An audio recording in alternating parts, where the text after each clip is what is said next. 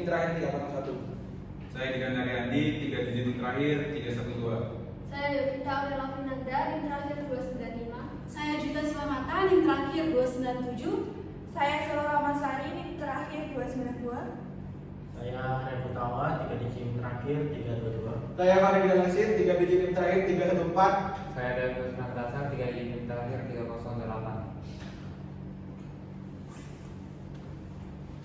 Peran ChatGPT dalam penanggulangan bencana. Pertama, pengertian ChatGPT. ChatGPT adalah singkatan dari Chat Generative Pre-trained Transformer yang merupakan program komputer berbasis teks yang sangat kompleks yang dibangun menggunakan teknologi terkini dalam bidang NLP. Apa itu NLP? NLP atau Natural Language Processing adalah cabang ilmu komputer dan kecerdasan buatan yang berfokus pada interaksi antara manusia dan mesin dengan menggunakan bahasa manusia. Next. Bencana alam. Bencana alam adalah suatu atau rangkaian peristiwa yang mengancam atau mengganggu kehidupan masyarakat yang disebabkan oleh alam. Secara umum, bencana alam dibagi menjadi 3 jenis, yaitu yang pertama bencana alam biologi, bencana alam meteorologi, bencana alam ekstraterestrial. Yang pertama bencana alam biologi. Bencana alam biologi adalah bencana yang terjadi di permukaan bumi, seperti contohnya tsunami, gempa bumi, tanah longsor, dan gunung meletus. Lalu yang kedua bencana alam meteorologi. Bencana alam yang berhubungan dengan iklim, seperti banjir dan kekeringan. Lalu yang ketiga ada bencana alam ekstraterestrial atau bencana alam yang terjadi di luar angkasa, seperti contohnya bencana yang terjadi akibat jatuhnya meteor. Next. Poin kedua adalah kegunaan ChatGPT dalam membantu penanggulangan bencana. Kegunaan ChatGPT antara lain memungkinkan pengguna untuk melakukan simulasi dampak skenario bencana, membantu mereka lebih memahami resiko dan bersiap menghadapi kemungkinan terburuk, mengakses data real time mengenai dampak bencana, menyediakan akses ke berbagai sumber daya termasuk peta dan informasi geografis, merencanakan potensi bencana dan mengidentifikasi potensi jalur evakuasi, memungkinkan pengguna dengan cepat menyiapkan rencana dan tindakan, memantau perubahan cuaca, ketinggian air, dan faktor lain yang dapat mempengaruhi respons bencana. Poin ketiga yaitu pihak-pihak yang terlibat dalam penanggulangan bencana. Pihak pertama adalah Badan Nasional Penanggulangan Bencana atau BNPB. Merupakan lembaga pemerintahan dan kementerian yang berada di bawah dan bertanggung jawab langsung kepada Presiden. Tugas utama BNPB adalah memberikan pedoman dan pengarahan terhadap usaha mitigasi yang mencakup pencegahan bencana, penanganan keadaan darurat bencana, rehabilitasi dan rekonstruksi secara adil dan setara. Dilansir dari laman resmi BNPB, dijelaskan fungsi-fungsinya yaitu perumusan dan penetapan kebijakan penanggulangan bencana dan penanganan pengungsi dengan bertindak cepat dan tepat secara efektif dan efisien. Yang kedua adalah pengoordinasian pelaksanaan kegiatan penanggulangan bencana secara terencana, terpadu, dan menyeluruh. Selain BNPB, yang kedua ada Basarnas, Badan Nasional Pencarian dan Pertolongan. Tugas utama Basarnas adalah membantu Presiden dalam menyelenggarakan urusan pemerintahan di bidang pencarian dan pertolongan. Dalam hal penanggulangan bencana, Basarnas biasanya bertugas mengevakuasi atau memberikan pertolongan terhadap bencana alam. Selain itu, Basarnas juga bertugas mencari korban yang hilang akibat terkena bencana alam. Dilansir dari situs resmi Badan Nasional Pencarian dan Pertolongan dijelaskan fungsi-fungsi.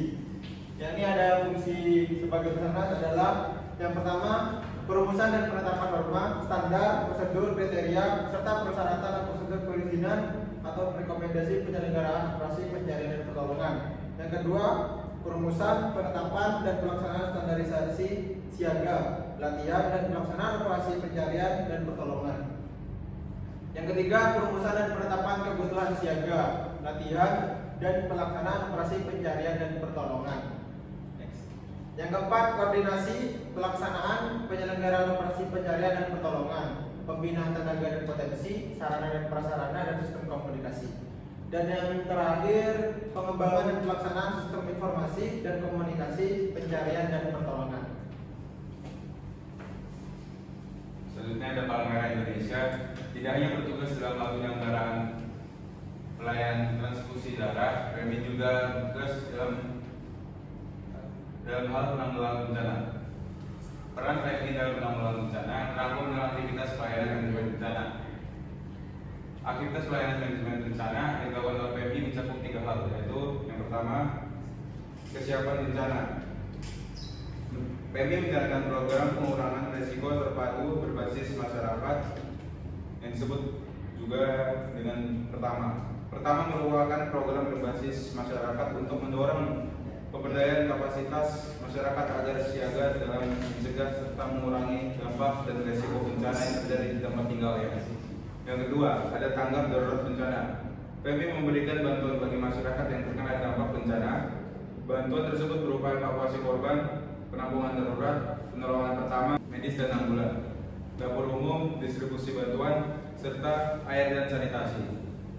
Yang ketiga, pemulihan bencana. Dalam hal pemulihan bencana, PMI memberikan bantuan berupa dukungan psikososial, hunian sementara, dan pemulihan hubungan kerja. Selanjutnya, Pusat Vulkanologi dan Mitigasi Bencana merupakan salah satu unit lingkungan Badan Geologi di bawah Kementerian Energi dan Sumber Daya Mineral. Dilansir dari situs resmi Badan Geologi, Pusat Vulkanologi dan Mitigasi Bencana Geologi dibagi menjadi 3. Yang pertama, Badan Mitigasi Gunung Api memiliki tugas pengamatan, penetapan status, peringatan dini, serta rekomendasi teknis mitigasi bencana gunung api. Yang kedua, gempa bumi dan tsunami memiliki tugas pelaporan, pemetaan, rekomendasi teknis mitigasi, pemodelan bahaya, serta penyebaran informasi mengenai gempa bumi dan tsunami. Dan yang terakhir, mitigasi gerakan tanah memiliki tugas pelaporan, pemetaan, rekomendasi teknis mitigasi, pemodelan bahaya, serta penyebaran informasi mengenai gerakan tanah. Next.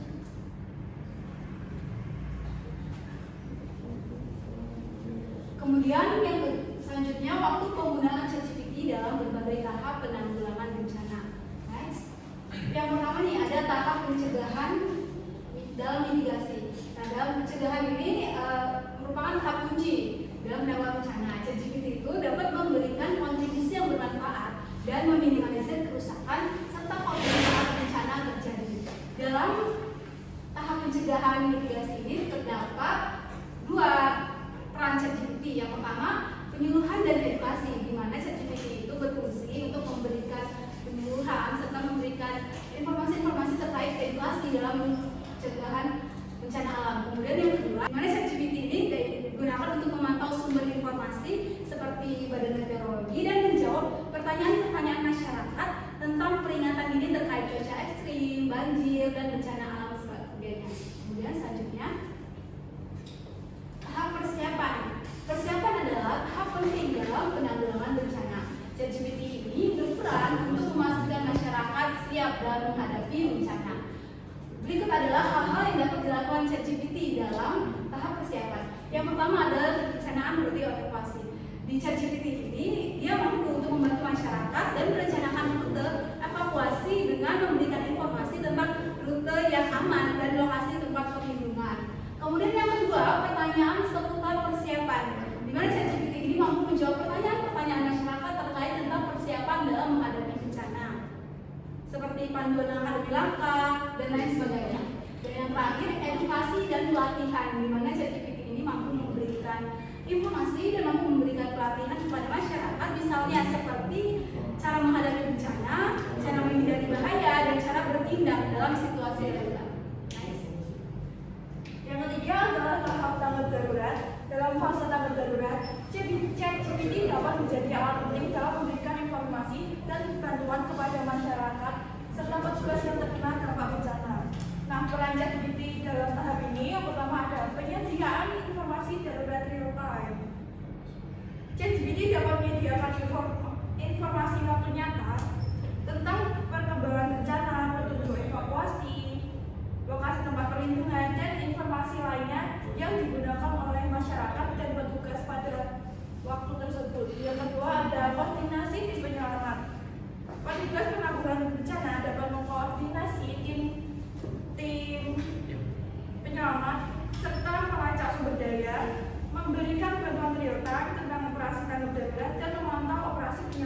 di lapangan. Next. Pada tahap yang terakhir yaitu tahap pemulihan pasca bencana. Setelah bencana terjadi, ChatGPT dapat membantu masyarakat dan petugas dalam proses pemulihan. Peran dalam tahap ini yang pertama ada informasi pemulihan. ChatGPT dapat memberikan informasi tentang layanan pemulihan yang tersedia, prosedur, klaim, asuransi, kemudian ada bantuan kemanusiaan serta sumber daya yang membantu masyarakat dalam pemulihan pasca bencana. Yang kedua ada dukungan psikososial. ChatGPT dapat digunakan untuk memberikan dukungan psikososial kepada korban bencana yang membutuhkannya. Kemudian memberikan informasi tentang dukungan kesehatan mental dan menjadi wadah untuk berbicara tentang pengalaman saat bencana itu terjadi. Yang ketiga ada evaluasi pasca bencana. ChatGPT juga dapat membantu dalam proses evaluasi pasca bencana. Kemudian dengan mengumpulkan umpan balik dari masyarakat tentang respon kerusakan dan kebutuhan pemulihan tersebut. Next.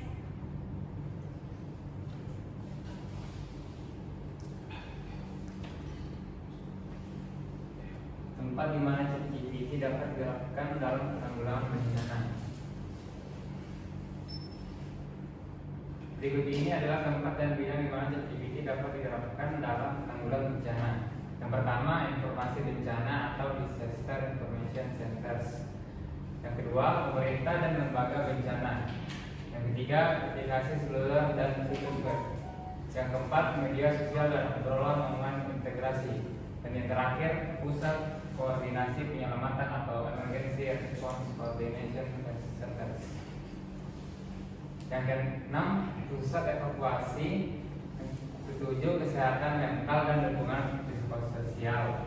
Yang kedelapan, pemulihan pasca bencana. Yang kesembilan, penyuluhan dan edukasi di sekolah dan komunitas. Dan yang paling terakhir, pusat penelitian dan prediksi bencana. Kemudian yang selanjutnya ada cara kerja ChatGPT dalam menyediakan informasi dan respon terhadap pertanyaan atau permintaan pengguna terkait bencana.